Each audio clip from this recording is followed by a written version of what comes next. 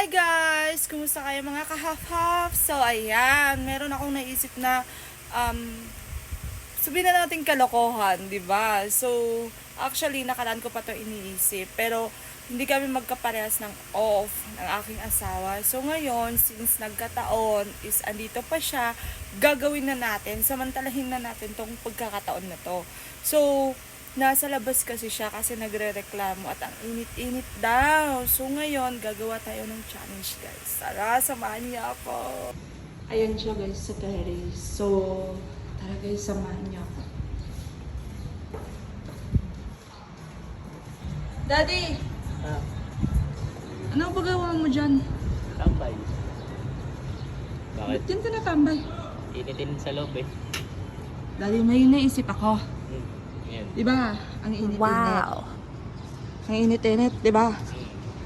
May gagawin tayo. Yung gagawin natin. Guys, di ba? Hinahamon ko siya. Kasi sabi ko, sobrang init, nagre-reklamo siya. Ayaw na niyang tumambay sa loob kasi sobrang init daw. So ngayon sabi ko sa kanya, lumabas ako dito, nakatambay siya. Para lumamig guys, sabi ko sa kanya, kakantahan ko siya.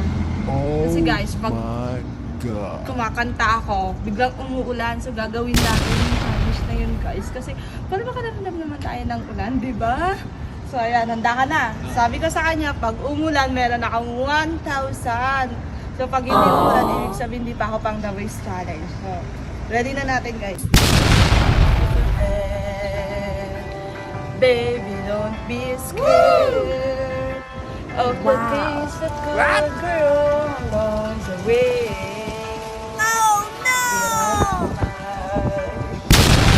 With a smile, you can't win at everything that you can try. Baby, you don't have to worry.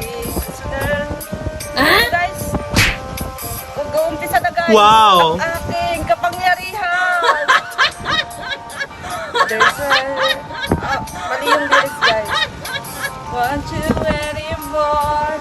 This song's funny, but I'll say it anyway.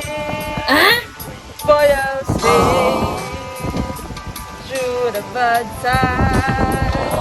Go guys, nag-uumpisa na yung hangin guys. Uulan na ito maya-maya guys.